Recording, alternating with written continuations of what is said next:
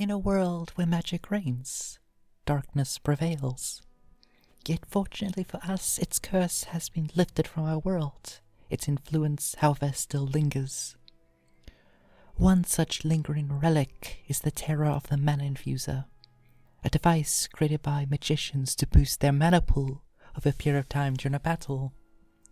Those who put on these masks have accepted fates far worse than death itself, horrendously suffering and succumbing to the corrupting influences of magic. Loss of vision is a mercy only a few get to enjoy, with most magicians having their face melt into the mask's cold steel, almost certainly leading to their death. The mask, once worn by the esteemed Krum Kombirak, or Shield Empire, was a symbol of power and magic. This ancient relic was reserved for the most skilled magicians among the Krumhuid people, who were renowned for their mastery of the arcane arts.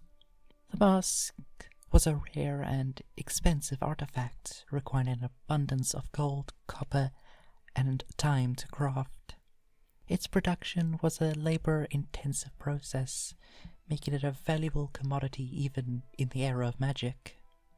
The cost of creating such a masterpiece was so high that only a few could afford to possess one. The mask was not only expensive, but incredibly heavy, weighing a significant amount. Prolonged wear was also a concern, as extended exposure to mana could have harmful effects on the body. The mask's airtight design meant that only those who could hold their breath for extended periods of time could wear it for long durations. Users had to develop the ability to hold their breath within inhaling mana, with some training to wear it for up to half an hour, while others could only manage half that time. Some opted to wear the mask without the face covering, allowing them to breathe, but also at a significant decrease in the amount of mana they could absorb. As a result, the mask was rarely worn outside of battles, where its benefits outweighed the risks. The mask was designed to be worn with a standard Krum military uniform, which is made of bronze. This metal was chosen for its ability to direct mana away from the wearer, protecting them from harm. The use of bronze was a deliberate choice, as it deemed superior to iron for this process. The mask design allowed it to seamlessly integrate with the uniform, providing the wearer with enhanced magical capabilities and protection.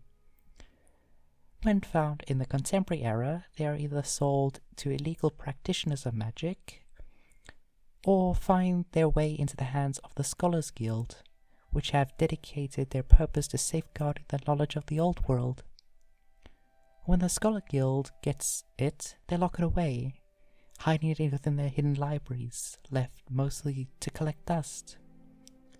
The best place to find one would be through black market deals with ex-scholars who have run away with the artifact.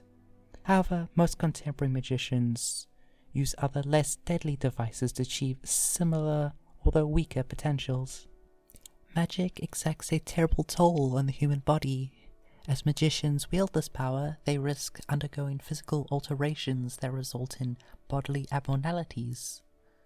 The fragile human form adapts to magic through defensive mutations, leading to a range of debilitating symptoms as a result.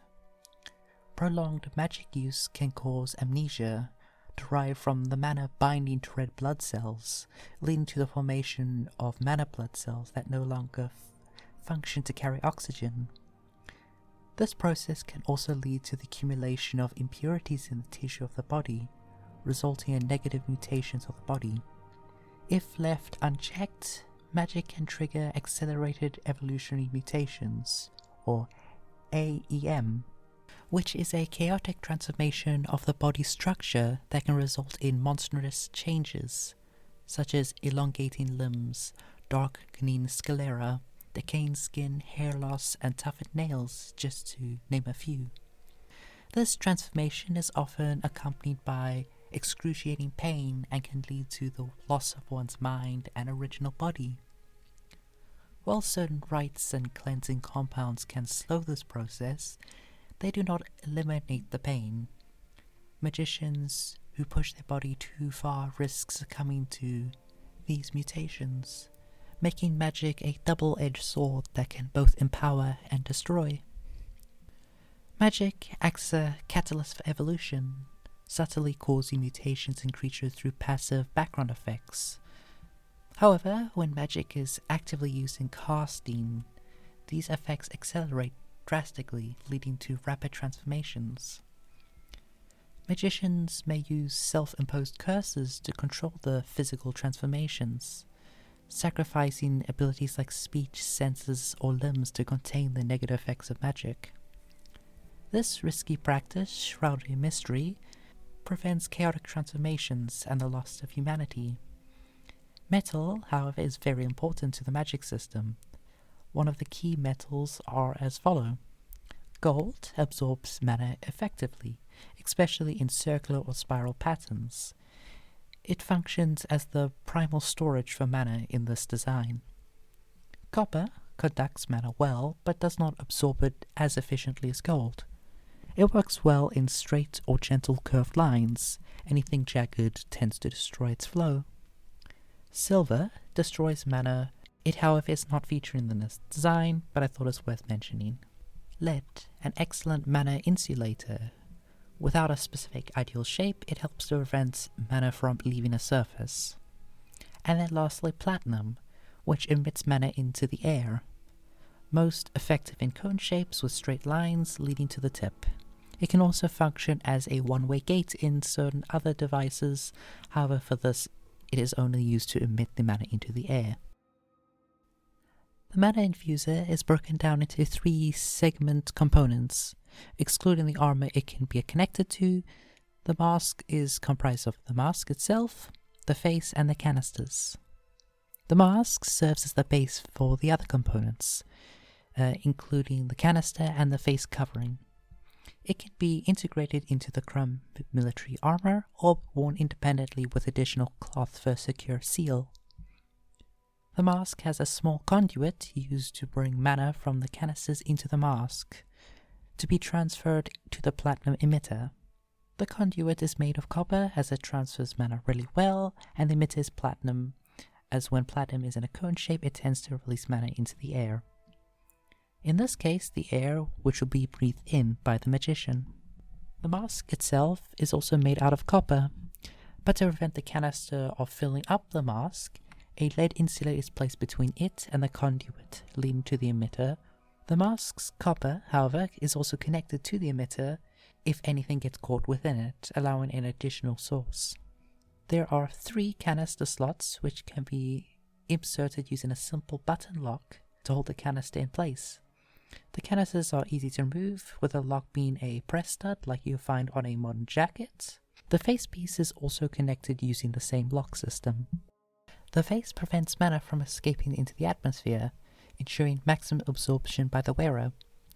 To compensate for its historical non-airtight design, a layer of cloth is worn to improve the seal, providing cushioning akin to gambeson. It is made out of gold for its exceptional mana-absorbing properties. The mana then, through the press button lock, transfers it to the mask's copper and goes back into the emitter, recycling the non-used mana if not breathed in. The canisters, or battery, is a decorated gold piece charged with mana. When connected to the mask, it supplies mana to the wearer.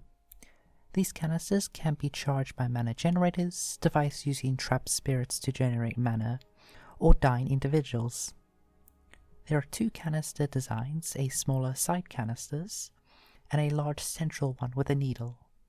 The needle facilitates blood casting, allowing quicker mana absorption directly into the veins, though it poses risks due to its potentially unsanitary conditions.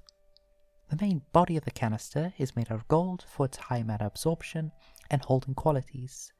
The center of the canister is a copper rod that channels the mana from the gold to the copper. The plug, when inserted into the mask, transfers the mana into the emitter, and the plug is shaped to fit the press stud lock as well. My initial design goal was to design an innovative breathing apparatus that delivers concentrated mana to individuals through inhaling, initially as a way to help those suffering from mana sickness, a disease that causes accelerated evolution mutations in one who do not absorb small dosages of mana. The concept started as a device similar to an asthma pump, incorporating various mechanisms. However, I shifted to the mask design for more visually striking effects. While the asthma pump concept remains a potential future development for those afflicted with the mana sickness, the mask serves as the primary focus for its dramatic appearance and narrative significance. Since my magic system has quite a few strict rules, I had limitations that I had to adapt within the metal placement, as I wanted this design to be as functional as possible, while also being heavily ornate. But I could see some or less effective designs being made with less metal, being a possibility for some smaller groups down the line.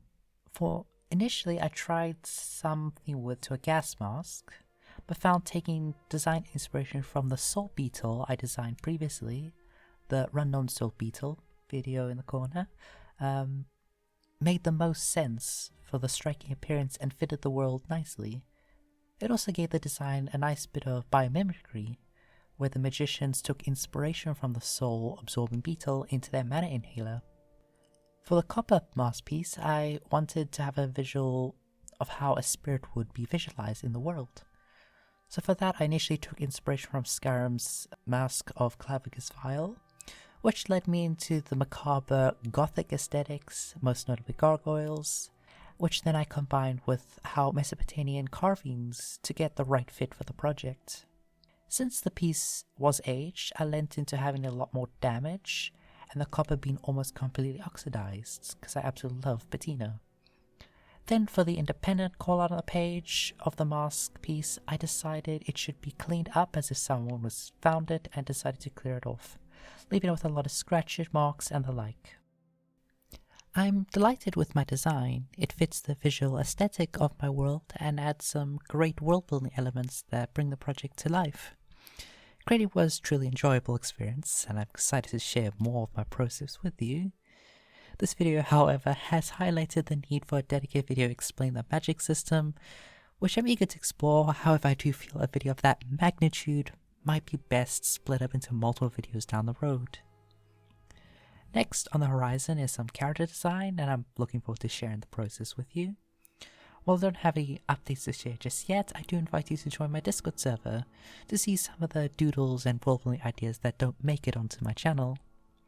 And thank you for watching and being part of this journey with me. Your support and feedback are invaluable, and I appreciate engagement, so please feel free to like, comment, and ask any questions. I'm always happy to connect with you. And until next time, take care, stay creative. Oh, and drink some water or I will find you. This is a threat.